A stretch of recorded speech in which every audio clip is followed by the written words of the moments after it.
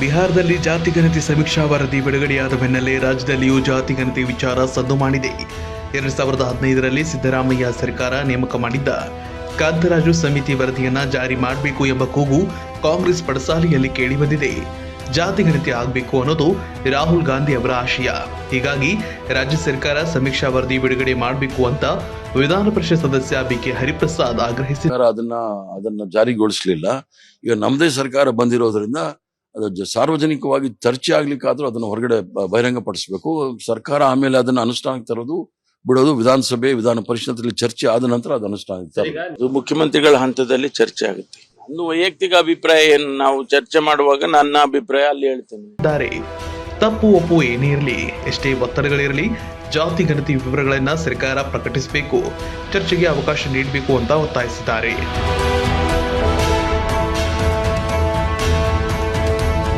ಆದಷ್ಟು ಬೇಗ ಜಾತಿ ಗಣತಿ ವರದಿ ಜಾರಿ ಮಾಡಬೇಕು ಅಂತ ಸತೀಶ್ ಜಾರಕಿಹೊಳಿ, ಬಸವರಾಜ ರಾಯರೆಡ್ಡಿ ಆಗ್ರಹಿಸಿದ್ದಾರೆ. ಜಾತಿ ಜನಗಣತಿ ಆದರೆ ಪ್ರಜಾಪ್ರಭುತ್ವ ವ್ಯವಸ್ಥೆಯಲ್ಲಿ ಆಯಾ ಜಾತಿ ವರ್ಗಗಳಿಗೆ ಕೂಡ ಸಾಮಾಜಿಕ, ಶೈಕ್ಷಣಿಕ, ಆರ್ಥಿಕ ಸಮಾನತೆಯನ್ನು ಕಂಡುಕೊಳ್ಳೋಕೆ ಅವಕಾಶ ಆಗ್ತದೆ. ರಾಜ್ಯದಲ್ಲಿ ಕೂಡ ನಾವು ಇದನ್ನು ಮಾಡಬೇಕಂತ ಚಿಂತನೆ ಮಾಡ್ತಾ ಇದ್ದೀವಿ. ಸರ್ಕಾರ ಇದರ ಬಗ್ಗೆ ಶೀಘ್ರವಾಗಿ ತೀರ್ಮಾನ ತೆಗೆದುಕೊಳ್ಳೋ ಕಡೆ ನಾವು ಚಿಂತನೆ ಮಾಡ್ತಾ ಇದ್ದೀವಿ. ಮಾಡಿದ್ರೆ ಒಳ್ಳೇದು. ಯಾಕಂದ್ರೆ ಅದು ಮಾಡೋದ್ರಿಂದ ಯಾವ ಸಮುದಾಯಕ್ಕೆ ಏನೇನು ಕಾರ್ಯಕ್ರಮ ಆಗಬೇಕು, ಅವ್ರಿಗೆ ಎಕ್ಸ್ಟ್ರಾ ಬಜೆಟ್ ಕೊಡಬೇಕಾ, ಶೈಕ್ಷಣಿಕವಾಗಿ, ಸಾಮಾಜಿಕವಾಗಿ ಅನ್ನೋದು ಒಂದು ಲೆಕ್ಕಾಚಾರದ ಮೇಲೆ ಬಹಳ ಒಳ್ಳೆ ಬೆಳವಣಿಗೆ ನಮ್ಮಲ್ಲಿ ಕೂಡ ಆಗ್ಬೇಕಂತ ನಮ್ದೆಲ್ಲ ಆಸೆ ಇದೆ. ಜಾತಿ ಗಣತಿ ಇದು ಆಗ್ಬೇಕಂತೀನಿ ನಾನು. ಯಾರು ಆರ್ಥಿಕವಾಗಿ ದುರ್ಬಲರಾಗಿದ್ದಾರೆ, ಶೈಕ್ಷಣಿಕವಾಗಿ, ಸಾಮಾಜಿಕವಾಗಿ ತುಳಿತಕ್ಕೆ ಸಿಕ್ಕಿದ್ದಾರೆ, ಆ ಹಿನ್ನೆಲೆಯಲ್ಲಿ ಅವ್ರಿಗೆ ಫೆಸಿಲಿಟಿ ಸಿಗಲಿ ಅನ್ನೋಂಥ ದೃಷ್ಟಿಕೋನದಿಂದ ಜಾತಿ ಗಣತಿಯ ವಿವರಗಳು ಲಭ್ಯ ಆದರೆ ಅವ್ರಿಗೆ ಅನುಕೂಲ ಆಗ್ತದೆ ಅನ್ನೋಂಥ ದೃಷ್ಟಿಕೋನಕ್ಕಾಗಿ ನಾನು ಒತ್ತಾಯ ಮಾಡ್ತೇನೆ, ಮುಖ್ಯಮಂತ್ರಿ ಸಿದ್ದರಾಮಯ್ಯನವರು ಮಾಡಿ ಅಂತೇಳಿ. ಆದರೆ ಬಿಜೆಪಿ ಮಾತ್ರ ಇದನ್ನ ತೀವ್ರವಾಗಿ ವಿರೋಧಿಸಿದೆ. ಇಂಥ ಆಯೋಗ ಇನ್ನೂ ವರದಿ ನೀಡಿಲ್ಲ, ಕೊಟ್ಟಾಗ ನೋಡೋಣ ಅಂತ ಸಿಎಂ ಸುಮ್ಮನಾಗಿದ್ದಾರೆ. ನವೆಂಬರ್ ಒಳಗೆ ಸರ್ಕಾರಕ್ಕೆ ವರದಿ ಸಲ್ಲಿಸುತ್ತೇವೆ ಅಂತ ಹಿಂದುಳಿದ ವರ್ಗಗಳ ಆಯೋಗದ ಅಧ್ಯಕ್ಷರು ತಿಳಿಸಿದ್ದಾರೆ. ಬಿಹಾರದಲ್ಲಿ ಮಾಡಿದಂತ ನಾವು ಮಾಡ್ತಾ ಇಲ್ಲ, ಇದು ಬಹಳ ಹಿಂದೆನೆ ಪ್ರಾರಂಭ ಮಾಡಿದಂಥದ್ದು. 2013ರಲ್ಲಿ ಪ್ರಾರಂಭ ಮಾಡಿದ್ರಿಂದ ಇಷ್ಟೊಳಗೆ ಕೊಡಬೇಕಿತ್ತು, ಸ್ವಲ್ಪ ತಡ ಆಗಿದೆ. ನವೆಂಬರ್ 2 ಕೊಡ್ತೇವೆ ನಾವು. ಕರ್ನಾಟಕನೇ ಪೈನಿಯರ್ಸ್ ಇದರಲ್ಲಿ ಮಾಡಲಿಕ್ಕೆ ಶುರು ಮಾಡಿದೆ, ಕರ್ನಾಟಕದಲ್ಲಿ ಫಸ್ಟ್.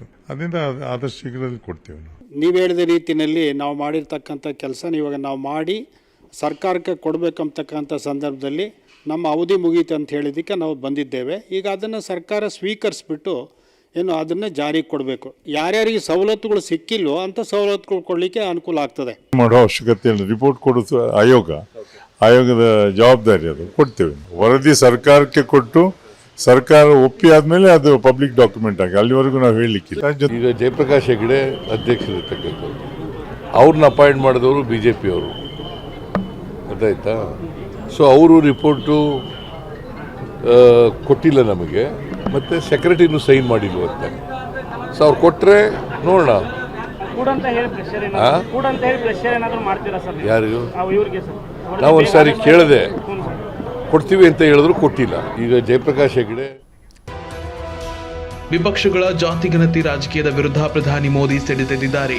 ಕಳೆದ 2 ದಿನಗಳಿಂದ ನಿರಂತರವಾಗಿ ಕಾಂಗ್ರೆಸ್ ಮತ್ತು ಅದರ ಮಿತ್ರ ಪಕ್ಷಗಳ ವಿರುದ್ಧ ವಾಗ್ದಾಳಿ ನಡೆಸಿದ್ದಾರೆ. ಜಾತಿ ಗಣತಿ ಮೂಲಕ ಅಲ್ಪಸಂಖ್ಯಾತರ ಹಕ್ಕುಗಳನ್ನು ಕಸಿದುಕೊಳ್ಳಲು ಕಾಂಗ್ರೆಸ್ ಬಯಸ್ತಾ ಇದೆಯೇ ಅಂತ ಪ್ರಧಾನಿಯವರು ಪ್ರಶ್ನೆ ಮಾಡಿದ್ದಾರೆ.